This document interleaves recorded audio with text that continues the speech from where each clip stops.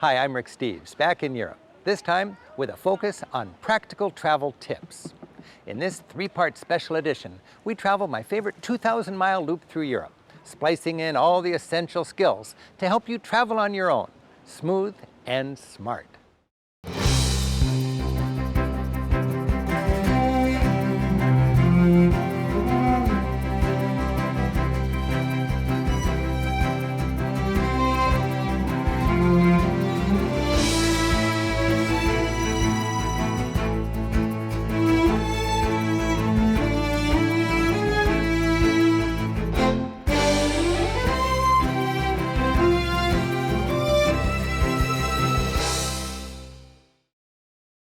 The point of this special is you can learn from my 30 years of experience and have a better trip. How well you're able to enjoy the delights of Europe is a matter of how well you plan and how skillfully you travel. And there's a lot to enjoy. From the monuments of Rome to a Turkish bath in Istanbul. From the markets of Naples to new friends in Spain. And from the scalps of the Alps to the running of the bulls in Pamplona, you'll want to get the most out of every mile, minute, and dollar you spend in Europe. In this three-part travel skills special, we start in the Netherlands, venture through Germany, dip into Italy, sweep through Switzerland and France, before finishing in England. In this first episode, we start in Amsterdam, cruise the Rhine, visit Rothenburg, and finish in Munich. Our main tips in this show, settling in upon arrival and transportation, exploring Europe by car and by train. We landed at Amsterdam's Schiphol Airport. To get to Europe, Americans need only a passport, plane ticket, and money. Airports are well-designed and user-friendly. Notice how easy it is for English speakers to step right over that language barrier. Here in Amsterdam, like most of Europe, everything's in two languages, Dutch for locals and English for everyone else. And there's an information desk ready and waiting. Hello, do you speak English? Do you have a map, please, to go to Amsterdam? I'd like to take the train to the center. Okay. Best place to go is... But even in the Netherlands, where everyone seems to speak English, it's polite to learn and use a few key local words. Dank u wel. Bye-bye. To get your cash, ATMs are the way to go. They provide local currency at the best rates, quick, easy, and in English. But each ATM transaction comes with a fee. Minimize these fees by comparing card policies before you leave home and by taking fewer and bigger withdrawals in Europe. It's just like withdrawing cash at home. You just need your 4-digit PIN. But before you leave, let your bank know you'll be overseas, so there's no hang-up in using your card over here. My hotel's in the city center. Getting downtown from European airports on public transportation is easy. You've got options. If you're packing heavy, really tired, or with a small group, a taxi can be the best value. When I'm on my own and packing light, public transit, trains and buses can be the best choice, and it's far cheaper. Buses are clearly marked. These days, you'll buy tickets and lots of other things using machines. There's always a button for English. Get comfortable using your credit card and following the prompts. Okay, I've got my train ticket to the center. Most European airports have excellent train connections into town. From Schiphol, there's a train into Amsterdam every couple of minutes, and we're downtown in a snap. I find Europe's big iron and glass stations evocative and impressively user-friendly. Most are designed to help visitors get oriented quickly and are in or near the town center. Tourist information offices are usually in the station or just out the front door. As is typical in Europe, many of Amsterdam's buses and trams fan out from the train station. Public transit is so convenient, many Europeans never get around to owning a car. The tram drops us just a couple bridges from our hotel. My hotel is near the downtown action, but peacefully situated overlooking a canal, with bikes parked out front and plenty of character. I pay extra for the convenience of a central location. I'm Rick Steves. I have a reservation. Welcome. After checking in, I've got my key and I'm set. Thank you very much. Thank you. Enjoy your stay. Okay, now that we're settled in, our next challenge, overcoming jet lag. Don't take a nap. Jet lag hates bright light, fresh air, and exercise. Get out and walk. I kick off my trips with a Welcome to Europe stroll.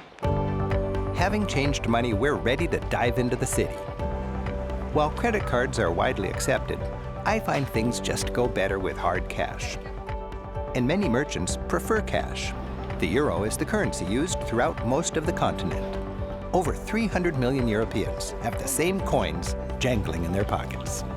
Every corner of Europe comes with a unique flavor and cultural surprises. Small as beautiful Holland feels quintessentially Dutch. It's charming, with characteristic gables, delightful bridges, floating parties, and bikes everywhere. It's clever. Check out the 3-story bicycle garage. And it's occasionally shocking. Prepare for some differences. Curbside urinals. Prostitutes who work like small business people, unionized, taxed, and regulated. And coffee shops that sell marijuana. I've enjoyed how, especially when I venture out of my comfort zone, travel has changed my outlook. When other societies tackle problems we struggle with differently than we do, I try to understand their reasoning. For decades now, the Dutch have found that the most pragmatic approach to marijuana use is to take the crime out of the equation and regulate it. With an open mind and a wide-eyed curiosity in your travels, you'll have more fun. And you'll take home my favorite souvenir, a broader perspective. We're heading off on our swing through the best of Europe. Our first stop will be the Rhine, and we'll be riding the rails. We're leaving from Amsterdam's Central Station. Be aware, many cities have more than one station. Paris and London must have 5 or 6 each. We're leaving from Amsterdam Central, as opposed to Amsterdam Sloterdijk. Stations and tickets are clearly marked, so if you know to look, it's no big deal. Trains work the same all over Europe. Ticket windows handle your ticket and reservation needs. Be sure, when necessary, that your ticket or your rail pass is validated before boarding. Ask for advice at the Quick Question info booth, or from uniformed conductors on the tracks. Many express trains require an advance reservation. It's smart to ask. I have no reservation, no problem? There's no problem. Good. Every station has departure boards listing all the trains leaving from that station on a particular day. The big, constantly changing Trains Departing Imminently board displays precisely what's happening in the next hour or so. Whatever the language, you'll always find the same columns: departure time, stops en route, destination, which track, and if it's late. For instance, the 1420 train heading through Heidelberg to Klagenfurt is leaving from track 12, and it's 5 minutes late. Train composition charts on the platform show the order of cars starting with the engine. You'll see first class, the dining car, and second class. With this chart, you'll also know where to wait on the platform so that when the train stops, you're already positioned to step right onto your car. Be aware, some trains pick up and drop cars as they go. Individual cars are marked, where they're going, first or second class. Icons indicate this is a quiet car, and smoking is never allowed. Once inside, little signs above each seat make it clear which seats are reserved and for which stretch of the route they're occupied. Once you're settled, you'll spend a lot of time en route. Do what you can on the train to save up time off the train. Read. Listen to audio files relating to your travels. Write your journal or emails. Eat. And sleep. Tablets are great for readers packing light. Meet people. Strike up conversations. Information boards announce the upcoming stop and details about the ride. While cars come with a bag storage area, for peace of mind, I like to keep my bag in the rack just above my seat. You'll pay 50% extra per kilometer to travel first class. First class is cushier, generally 3 seats across, less crowded, and occupied by people who figured it was worth paying the 50% extra for the added privacy and comfort. Second class comes with 4 seats across and more people. Today's trains are so comfortable in Europe that the new second class feels as slick as the old first class. Trains generally have a mix of open seating and more private compartments. Nearly every train has both first and second class cars, each going precisely the same speed. If you're on a budget, second class is just fine. But we're traveling with rail passes. They come in first class, forced luxury. No more windmills. I think we're in Germany now, but in today's Europe, it's hard to know when you've crossed a border.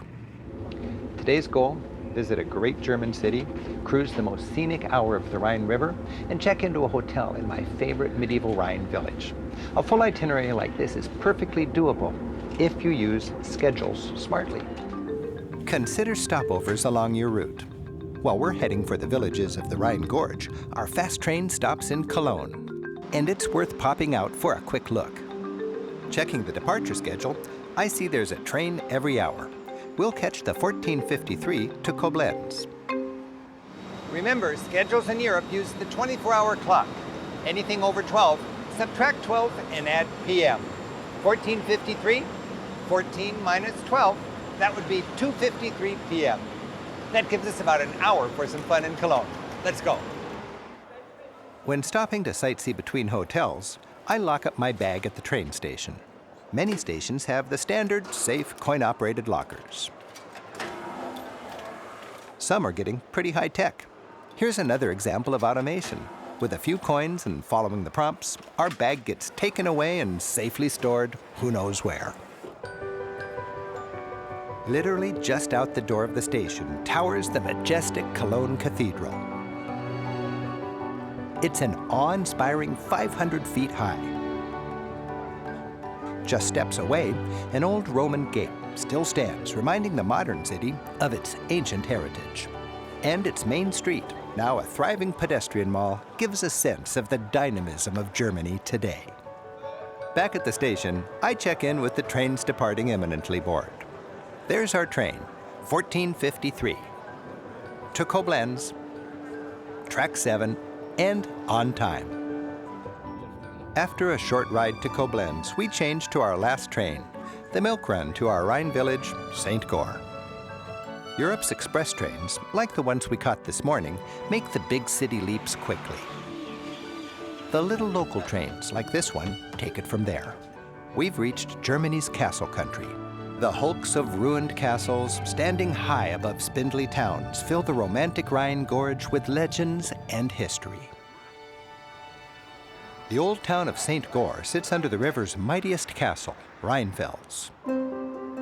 The castle overlooks the town with a commanding view of the Rhine and all its traffic. St. Gorge is the departure point for our Rhine cruise. Today, we're cruising just my favorite hour of the Rhine, which is from here to the town of Bacharach. The Rhine's always been busy with trade. Back when roads were too dangerous, merchants shipped their goods to market up and down rivers. Robber baron castles like these were built to levy tolls. Good guidebooks help make the sites meaningful for the whole family. Researching and writing guidebooks is my main work, and to me, guidebooks are $20 tools for $3,000 experiences. I've found that if you equip yourself with good information, whether in print or digital, and expect yourself to travel smart, you will. Guidebooks also recommend memorable places to spend the night, like Bacharach, and good places to eat, drink, and stay, like Hotel Kranenturm, which I booked by email a month ago. This hotel was the Kranenturm. That means crane tower.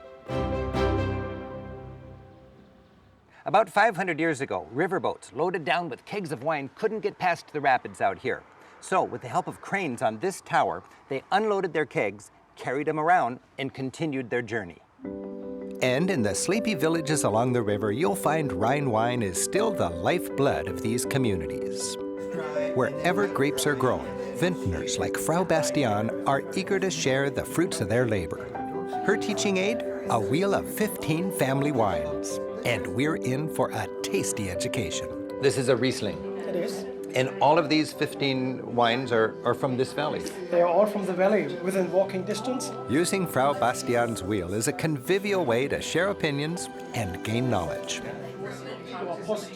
Yeah, Habtrocken. You know, after years of tasting wine in Germany, the basic thing to learn, I found, is the 3 key words. Trocken is dry, Halbtrocken is half dry, and Süß, that's sweet. This is Halbtrocken. There's so much more to learn. You can travel forever, and it never gets old. Perfect. All right, cheers.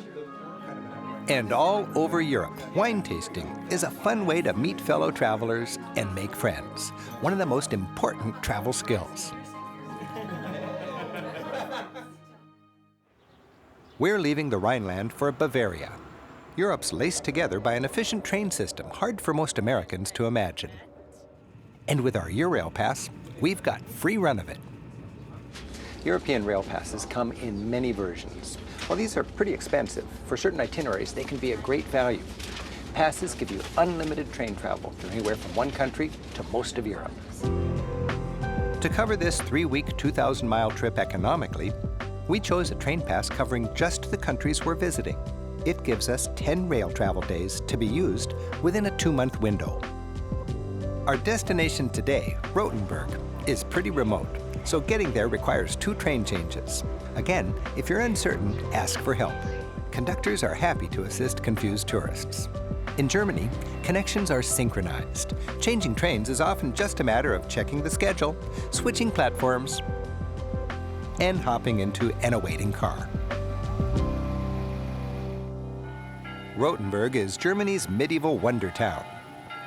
Even with tourist crowds turning it into a half-timbered theme park in the summer, I love this place. While it can be packed with tour groups during the day, in the evening, they're back in the big city, and the town's all yours. Those who spend the night enjoy the medieval magic of this otherwise touristy place in relative peace. To stretch your sightseeing day and mix in some information at the same time, catch an evening tour. Who was on the very bottom of the social scale? Gravedigger. No, Gravedigger was the second lowest. The lowest was the executioner. The hangman was on the very bottom of the social scale. And the gravedigger was the second lowest. And they liked to work together, these two. They had the same clients. Rothenburg's Night Watchman tour goes each evening at 8 o'clock, and all's well. Germany's romantic road, the next leg of our journey, can't be done by train. It's best explored by rental car. We'll have this car for 2 days and drop it in Munich. You can arrange your car rental before leaving home.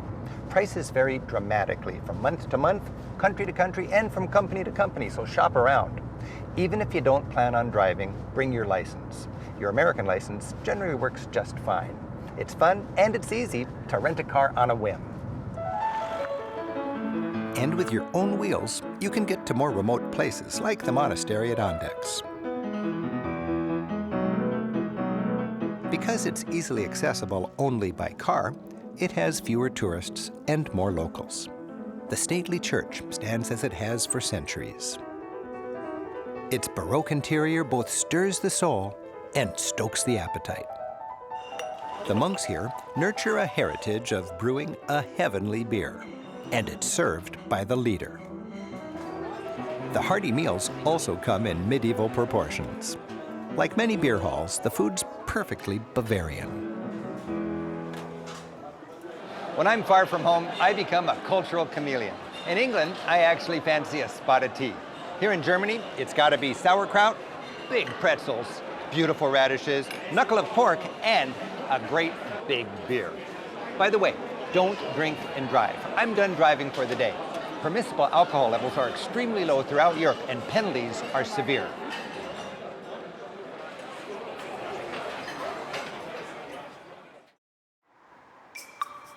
There's nothing exotic about driving in Europe. While the British drive on the left, everyone on the continent drives on the same side as we do in the USA. Filling the tank here, whether diesel or gas, is like filling the tank back home, except it's euros and liters rather than dollars and gallons. Figure 4 liters per gallon. Don't overreact to Europe's high cost of gas. Over here, cars get great mileage and distances are short. Rental cars come with a basic insurance policy, but the deductible can be really high. You can pay extra for zero deductible for your peace of mind. But first, check with your insurance company at home to see how well you're already covered in Europe. When driving to cover long distances in a hurry, use the freeway. This is Germany's Autobahn. Like most of Europe, Germany's laced with these super freeways. And around here, fast driving is considered a civil liberty. On the Autobahn, you'll learn quickly. The fast lane is used only for passing. Cruise in the left lane, and you'll have a Mercedes up your tailpipe. Here and throughout Northern Europe, the Autobahn is toll-free. In France and countries south of Germany, these super freeways usually come with tolls. Learn some navigation basics. In Germany, Zentrum means center. A giant letter P means parking. And this icon means Autobahn. Color coding and arrows point you in the right direction. And while many travelers go through their entire trips thinking all roads lead to the town of Ausfahrt, Ausfahrt is German for exit. This sign means traffic circle or roundabout. Merge safely into the circle and take the exit for the direction you're heading. If you're not sure, relax, take an extra loop, and explore your options. Entering a new town, this is Dinkelsbühl, it's safe to assume the church spire marks the center and the tourist office is nearby. Old town centers are increasingly difficult to drive in. One-way streets are closed to cars entirely. Drive as close as you can and find a place to park. Confirm you're parked legally. Your time's valuable. Just pay to park. Know the key road symbols. They're the same throughout Europe. No parking anytime. No traffic allowed.